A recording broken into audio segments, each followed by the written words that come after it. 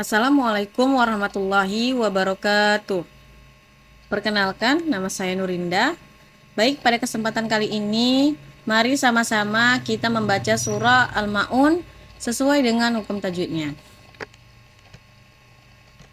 Nah, hukum tajwid. Hukum tajwid itu terbagi menjadi 5.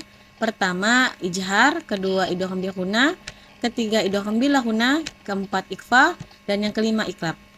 Pertama, ijhar. Ijhar itu artinya jelas dan terang.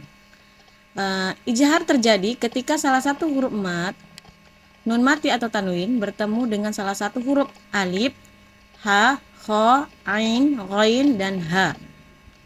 Yang kedua, idgham bil ghunna. Terjadi ketika ada tanwin atau nun sukun bertemu dengan salah satu dari 4 huruf, yaitu huruf ya, nun, mim, dan waw. Kata idgham berarti memasukkan atau menggabungkan, sedangkan bi ghunna berarti dengan dengung. Jadi idgham bi ghunna adalah penggabungan huruf dengan disertai dengung. Yang ketiga, idgham bil ghunna. Terjadi ketika salah satu huruf nun mati atau tanwin bertemu dengan huruf la dan ro. Contohnya pada potongan ayat mir rabbihim. Nah, potongan ayat ini nun mati bertemu dengan huruf ro, maka membacanya tidak dengung. Cara membacanya itu mir rabbihim, bukan min rabbihim, tapi yang benar mir rabbihim. Keempat, ikhfa. Secara harfiah, ikhfa itu artinya menyembunyikan atau menutupi. Ketika terjadinya hukum ikhfa, yaitu ketika nun mati atau tanwin bertemu dengan salah satu 15 huruf ikhfa, yaitu ada huruf ta, tha, ja, da, dha, za, sa, sha, so, do, kaf, to, zo, fa, dan kof. Nah, cara membacanya yaitu samar-samar. Nah, yang kelima, iklab. Iklab artinya mengganti atau mengubah. Terjadinya iklab ketika nun mati atau tanwin bertemu dengan huruf ba. Contohnya pada bacaan min ba'di. Jadi cara membacanya mim ba'di, karena nun mati atau tanwin tersebut diubah menjadi bunyi huruf mim.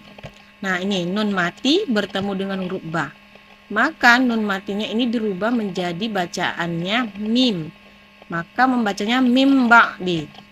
Kemudian ada hukum bacaan mim sukun. Ada 3. Yang pertama ikhfa syafawi, kedua idgham mutamatsilain atau idgham mimi, dan yang ketiga izhar syafawi. Pertama, ikhfa syafawi. Ikhfa syafawi terjadi ketika ada mim sukun bertemu dengan huruf ba. Cara membacanya samar antara mim dan ba, dan bibir itu ditahan 2 ketukan. Contohnya pada mim mati bertemu dengan huruf ba ini ya. Nah, jadi cara membacanya alam ya'lam bi annallaha yara. Kemudian pada potongan ayat tarmihim bi hijaratin. Nah, ini di bagian ini terjadinya ikhfa syafawi, yaitu ketika mim mati bertemu dengan huruf ba. Ini huruf ba-nya. Nah, ini dianya. Dan ditahan selama 2 ketukan. Tarmihim bihijaratin. Nah, kemudian idgham mutamatsilain yaitu terjadi ketika mim sukun bertemu dengan huruf mim. Jadi mim mati bertemu dengan huruf mim. Cara membacanya memasukkan huruf mim ke dalam huruf mim disertai ghunna. Nah, coba kita perhatikan pada potongan ayat ini. Nah, bagian yang terjadi hukum idgham mutamatsilain yaitu ini. Mim mati bertemu dengan huruf mim. Jadi cara membacanya alladzi at'amahum min ju'. Nah, di sini juga terjadi hukum tajwid nun mati bertemu dengan huruf ja yaitu ijhar. Nah, ini dia dibaca dengan jelas. Kemudian ada potongan ayat yang ini terjadinya hukum idgham mutamatsilain. Mim mati bertemu dengan huruf mim, yaitu cara membacanya wa amanahum min khauf. Baik, yang ketiga ada hukum ijhar syafawi. terjadi ketika mim sukun bertemu dengan salah satu huruf hijaiyah selain mim dan ba. Nah, contohnya pada potongan ayat ini, ayo kita perhatikan mana dia termasuk ijhar syafawi.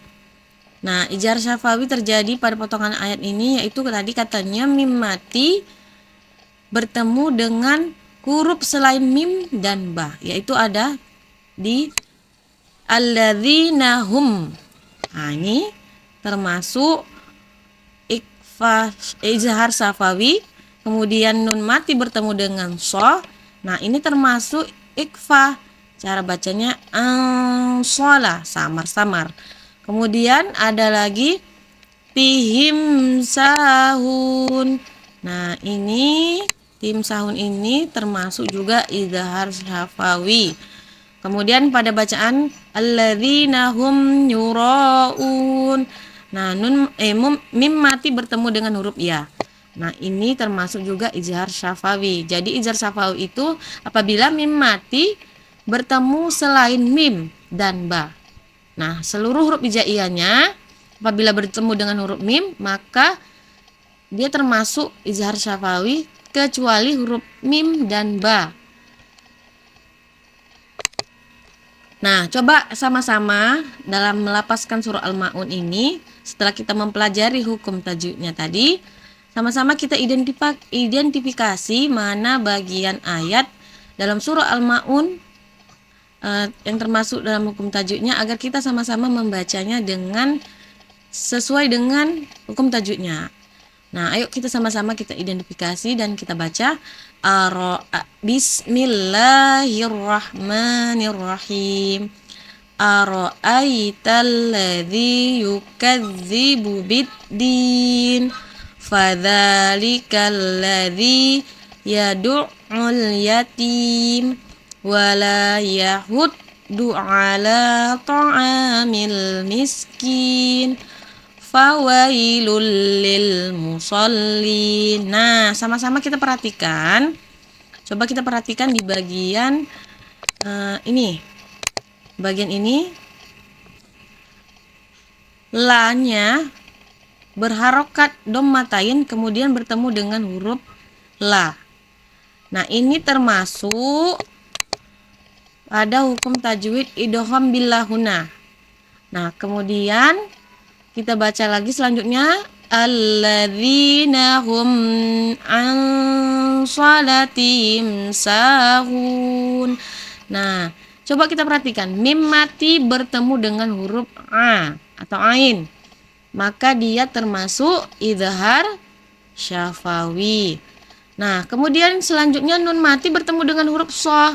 Ini termasuk ikfa dan dibaca samar-samar. Alladzina hum an shalatihim sahun.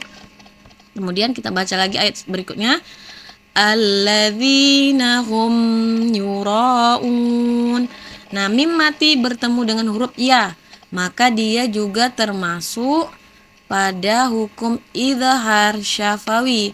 Nah, ayat berikutnya wa yamna'unal ma'un. Ini juga termasuk ijhar syafawi. Ketika mim mati bertemu dengan huruf nun. Nah, karena ijhar syafawi terjadi ketika mim mati bertemu dengan huruf hijaiyah selain mim dan ba. Nah, jadi semoga video kali ini bermanfaat. Semoga kita dapat membaca surah Al-Ma'un sesuai dengan hukum tajwid. Assalamualaikum warahmatullahi wabarakatuh.